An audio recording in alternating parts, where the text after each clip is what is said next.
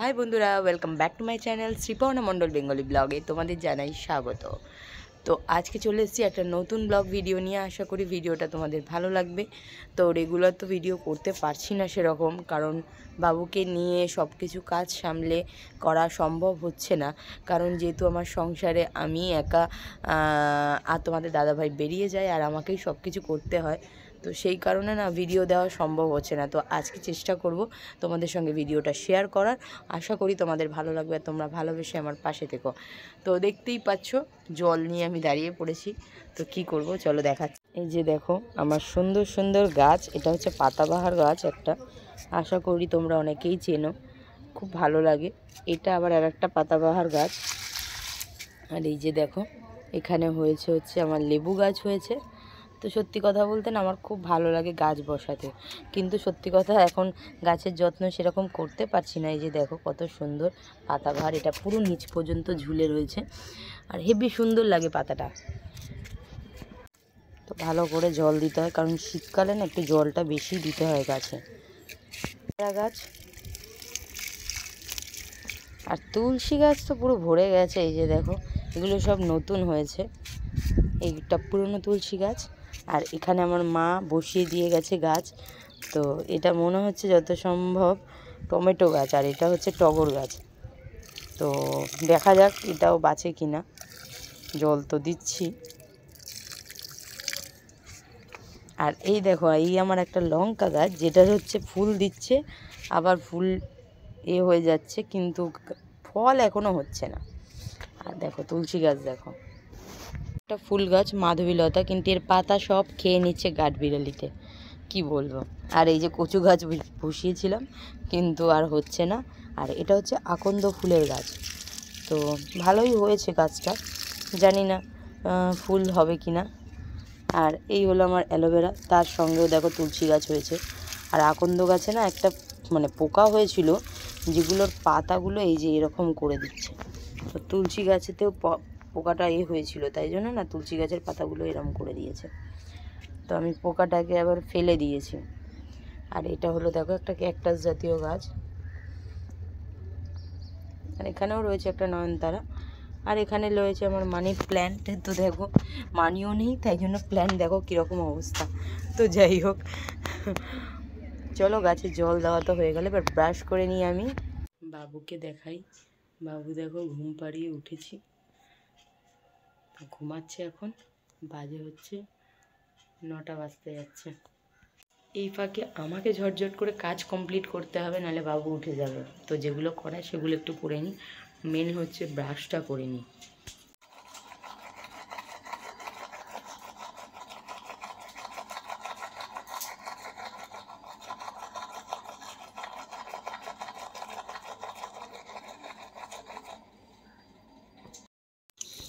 তো বাবুর জামা কাপড় বার করে ফেলেছি, দেখতেই পাচ্ছ। এগুলো হচ্ছে সন্ধ্যে থেকে, তো এগুলো একটু ভিজিয়ে রাখি জল দিয়ে, তারপরে এটা কাচবো। তো তার আগে করে ফেলি হচ্ছে ঝাড় দেওয়া। জামা কাপড় ধোয়ার পরে এবারে বাসি ঘরটা ঝাড় দিয়ে নিচ্ছি, কারণ সব কিছু একা হাতে করতে হয়। আর যতক্ষণ বাবু ঘুমায় ততক্ষণের মধ্যে আমাকে কিন্তু সব কিছু রেডি করে নিতে হয়। তো তোমাদের সঙ্গে আজকে শেয়ার করি, আজকে আমার ছেলের নাম দিয়েছি সাগ্নিক। তো নামটা কেমন হয়েছে সেটাও বলো কিন্তু। তো যাই হোক, আমার তো খুব পছন্দের নাম আর একটা অ্যান্টিক নাম, তাই জন্য ওই নামটাই দিয়েছি। তো চলো ঝাটফাট দিয়ে নিই। এরকম ও ঘুমিয়ে থাকা অবস্থায় আমাকে ঝটপট করে কাজ করতে হয়, তার মধ্যেও বারবার দেখতে যেতে হয় ও কী করছে। তো এবার ঝাড় দিয়ে আমি আজকে একটু সিঁড়িটাও ঝাড় দিতে হবে, কারণ অনেক দিন সিঁড়িটা ঝাড় দেওয়া হয়নি। তো সিঁড়িটা আমি একটু ঝাড় দিয়ে নেব, কারণ আমরাই চলাচল করি, তো সেই কারণেই। নোংরা থাকলে ভালো লাগে না আমার ঠিক, আর পায়ে ঠেকলে তো আরও কিচকিচ করে, তো সেই জন্যেই। তো চলো ঝাটফাট দিয়ে এবার আমার কাজ মোটামুটি কমপ্লিট হলো। এবারে আমি একটু মেথি মৌরি ভিজিয়ে রেখেছিলাম, ওইটাই খাচ্ছি, দেখতেই পাচ্ছ। কারণ শরীরটা অনেকটা মনে হচ্ছে গরম হয়ে গেছে, তো পেট ঠান্ডা করার দরকার আছে, না হলে পেট গরম হয়ে গেলে না আমার খুব প্রবলেম হয়। তো তারপরে দেখো বাবুর জামা কাপড়গুলো ধুয়ে নেব ঝটপট করে, রোদ উঠে গেছে যেহেতু, সকালবেলা উঠে আমি এই কাজগুলো আগেই করে নিই, নাহলে বাবুর জামা কাপড় শুকাতে চায় না। কারণ যেহেতু এখন শীতকাল, সেই কারণেই। রোদটা তাড়াতাড়ি চলে যায়। তো তারপরে হচ্ছে আমাদের পাশের বাড়ির দাদা ময়দা মেখে রেখেছিল, তো বললো আমাকে একটু লুচি করতে, তো দুজনের টিফিন হয়ে যাবে। তো আমার শর্টকাটে আজকে টিফিন হয়ে যাবে, লুচি করব। তো সব কিছু করাই আছে, একদম ঝটপট গরম গরম ভাজবো আর চা দিয়ে খাবো আজকে। তো চলো, তোমরা কিন্তু ভিডিওটা স্কিপ না করে কন্টিনিউ দেখতে থাকো, আশা করি ভালো লাগবে। আমি মা হয়ে আমার সারাদিন কিভাবে কাটে, আমি কিভাবে কাটাই, সেটাই আজকে এই ভিডিওর মাধ্যমে তোমাদের সামনে তুলে ধরলাম। আশা করি তোমাদের ভালো লাগবে। আর সত্যি কথা বলতে আমার বাড়িতে তো যেহেতু কেউ নেই, তাই নিজে হাতেই সব কিছু করতে হয়। তার মধ্যেই আমি ম্যানেজ করার চেষ্টা করি। তবে সন্ধে বলার পর না খুব বোরিং লাগে যখন কেউ না থাকে। আমি মানে আমার ছোট বাবুকে নিয়ে যখন থাকি তখন খুবই বোরিং ফিল হয়, কারণ ও আর আমি দুজনেই থাকি, আর ওকে কোলে করে নিয়ে রাখতে হয়। কারণ সন্ধেবেলাটাও একদমই থাকতে চায় না, কারণ ঠান্ডা ঠান্ডা পড়েছে, যেহেতু কোলের মধ্যে থাকলেও গরম থাকে, সেই কারণে। তো যাই হোক, এত কিছু কথা তোমাদের সঙ্গে বলে ফেললাম আমি। আর চলো লুচিটাও ভেজে নিই, তার সঙ্গে সঙ্গে তোমাদেরকে এটাই বলি যে আমার এখন এইভাবেই কাটছে, চেষ্টা করি যতটা করার। তারপরে সত্যি কথা বলতে রাত্রিবেলা ঘুম হয় না সেরকম, যেহেতু রাত্রিবেলা 1 ঘন্টা 1.5 ঘন্টা ছাড়াই উঠতে হয় আমাকে, ঘুমটা একদমই হয় না। তো সকালবেলা না তাকাতে পারি না, মানে কাজ করবো কি তাকাতে পারি না। তাই জন্য একটু দুপুরবেলা তাড়াতাড়ি কাজ ফাজ কমপ্লিট করে দুপুরবেলা একটু 1 ঘন্টার জন্য শুই। 1 ঘন্টা, আমার বেশি ঘুম লাগে না, 1 ঘন্টা শুলেই আমার হয়ে যায়, তবে শরীরটা ভালো লাগে। না হলে না সে চোখ ফোক জ্বালা করতে থাকে। জানি না সবার এরকম হয় কি না, তবে আমার খুব এরকম হয়। তো সেই কারণে আমি এইভাবেই এখন চলছে, এখন তাড়াতাড়ি রান্নাবান্নাটাও কমপ্লিট করে নিই। মানে আমার সকালবেলা বাসি কাজের পর আমার ছোটোবাবু একবার উঠে যায়, তারপরে ছোটোবাবু উঠে যাওয়ার পর আমি আবার ওকে তেল মাখিয়ে স্নান করিয়ে আবার শুইয়ে দেওয়ার পর বাবু 2 ঘন্টা ঘুমাতে থাকে। তো সেই 2 ঘন্টার মধ্যেই আমি একদম রান্নাবান্না কমপ্লিট করে স্নান প্রাণ করে একদম সেরে নিই। তো আমার সবই কাজ মিটে যায়। তারপরে বাবুকে আবার যখন ঘুম থেকে তুলে একবার খাইয়ে দিলে আবার ঘুমিয়ে পড়ে বাবু। তো সেই কারণ তখন আমি কি করি, নিজের খাওয়াটা খেয়ে নিই।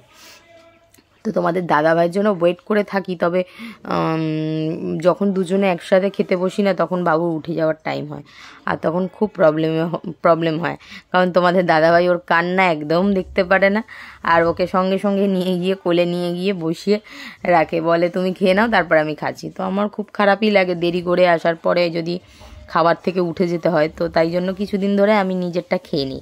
তো আজকে তো স্পেশাল হবে, কারণ আজকে আসবে আমার মা, যেহেতু রবিবার দিনকারে মা আসে আমার ছোটো বাবুকে তেল মাখানোর জন্য। তো যাই হোক, তো তেল মাখাতে আসবে, তো আমি আজকে রান্নাও করব। তো সেই কারণেই তোমাদের দাদাভাইও গেছে কাজে, তো আমি এখন মোটামুটি সেরে রাখছি। বাবু স্নান করানোর দায়িত্বটা আজকে হচ্ছে বাবুর দিদার, তো সেই জন্য অত চিন্তা নেই। আমি এদিকের কাজগুলো মোটামুটি সব কিছু করে রেডি করে রাখবো, আর রান্নার জোগাড়টাও করে রাখবো। ভেবেছিলাম মাকে দিয়ে আজকে রান্না করাবো, কিন্তু মা আস্তেই যা লেট করে দিয়েছে, তো মায়ের ওপরে আর আস্থা রেখে থাকতে পারলাম না, আমি নিজেই শুরু করে দিলাম রান্না। তো যাই হোক, যেই রান্নাটা তোমাদের দাদাভাই বলেছিল যে মাকে দিয়ে করাতে, কিন্তু আমি কিন্তু মায়ের মতনই করে ফেলেছি, এত সুন্দর হয়েছে সত্যি কথা বলতে। তো দেখো, এবার আমি চাও বসিয়ে নিয়েছি, এই যে দেখো খাবার নিয়ে বসে পড়েছি। এবারে এই সবজিগুলো কেটে নেবো, একটু কেটে গুছিয়ে একদম রেডি করে রেখে দেব, তারপরে সময় হলে আমি রান্নাটা বসাবো। তো এই কাজগুলো আমি একদম সেরে নিলাম ঝটপট করে, দেখতেই পাচ্ছ। আর আজকে রান্না করব আমি মটন কষা আর হচ্ছে ভাত। তো তার আগে করে নিলাম, বাবুর জামাগুলো তো ধুয়ে নিয়েছিলাম, এবারে আমরা কিছু বাবুর যেগুলো নতুন জামা সেগুলো যেগুলো পেয়েছে সেগুলো কিছুগুলো ধুয়ে নিচ্ছি, দেখতেই পাচ্ছ। আমি ডেটল জলে ধুয়ে নেবো, কারণ এইগুলোকে নিয়ে আমি যাব, আমি কিছুদিনের জন্য যাব বোনের বাড়িতে, তো সেই কারণেই। তো দেখো সেগুলো ডেটল জলে ধুয়ে আমি নিচ্ছি, যাতে পরাতে পারি গিয়ে।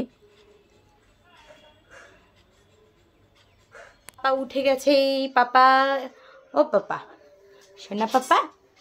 তো পাপা এখন উঠে গেছে, একটু খাইয়ে নি পাপাকে, তারপরে ছাদে নিয়ে গিয়ে পাপাকে বসাবো। তো চলো, অনলাইনে একটা হাগিস অর্ডার দিয়েছিলাম আর একটা তেল অর্ডার দিয়েছিলাম, সেটাই চলে এসছে। তো দেখো খুব কম দামে পাওয়া যায়, আমি ব্লিঙ্কিট থেকে অর্ডার দিয়েছি, একদম 9 মিনিটে চলেও এসছে।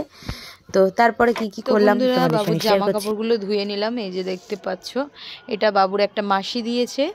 তো এটা 25শে ডিসেম্বর পরাতে বলেছিল। তো যাই হোক, সেই জন্য ধুয়ে নিলাম, যেহেতু আমি থাকবো না সেই কারণে ধুয়ে সব এগুলোকে গুছিয়ে নেব। আর এই জামাটা তো তোমাদেরকে বলেইছিলাম এটা মা দিয়েছে, তো এটা যাওয়ার সময় পরিয়ে নিয়ে যাব ভাবছি।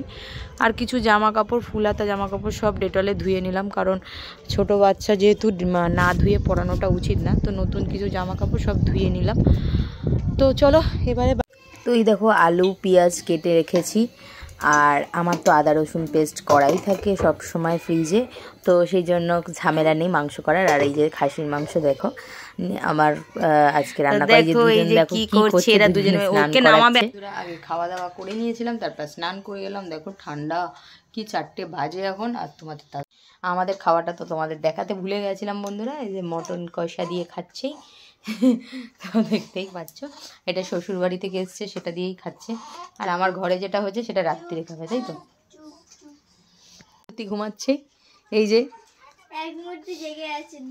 দু মূর্তি জেগে আছে, চোখে ঘুম নেই, আর এক মূর্তি ঘুমাচ্ছে। আর এই যে দেখতে পাচ্ছ সন্ধেবেলা, এই যে দেখো,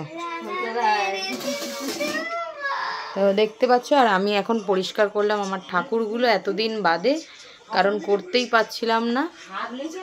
তো এই যে দেখো পরিষ্কার পুরো করা হয়ে গেছে। এবারে বানাবো হচ্ছে পকোড়া। তো চলো শেয়ার করবো তোমাদের সঙ্গে, ভিডিওটা স্কিপ না করে কিন্তু কন্টিনিউ দেখো বন্ধুরা। তো তোমাদের সঙ্গে শেয়ার করছি। তো বন্ধুরা দেখো লোটে মাছের পকোড়া করেছি, আর শীতকালের সন্ধেবেলা কিন্তু এটা খেতে কিন্তু দারুণ লাগে। তা আমাদের সন্ধে না 9টা বেজে গেছিলো খেতে খেতে, কারণ আমি অনেক কাজও করে নিয়েছিলাম সেই কারণে, যেহেতু মা ছিল একটু ধরেছে সেই কারণে। তো হেভি টেস্ট হয়েছিল আর খুবই ভালো লাগে, এর সঙ্গে কফি ফফির সঙ্গে কিন্তু দারুণ জমে যায় পুরো। তো এই যে দেখো আমি খাচ্ছি আর তোমাদের সঙ্গেও শেয়ার করলাম। তারপরে রাত্রির বেলা ডিনার নিয়ে চলে এসেছি, দেখো মটন কষা, একদম মটন কষা, সঙ্গে হচ্ছে খাবো হচ্ছে আর তন্দুরি রুটি। দেখাচ্ছি নিচে বসতে পারিনি, তো কাগজ পেতে খাটেই বসে গেছি, কিছু করার নেই কারণ প্রচুর ঠান্ডা লাগছে। আর সঙ্গে তোমাদের দাদা ভাইকে আনতে বলেছি, দেখাচ্ছি কি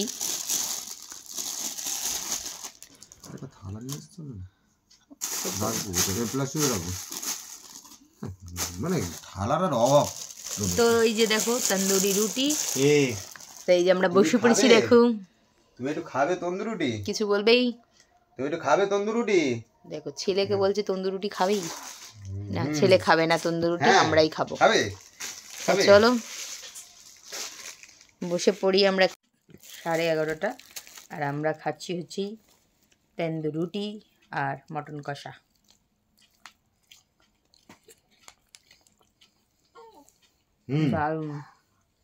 বন্ধুরা ভিডিওটা কেমন লাগলো অবশ্যই আমাকে কমেন্ট করে জানিও। টাটা, দেখা হবে নেক্সট ভিডিওর সাথে।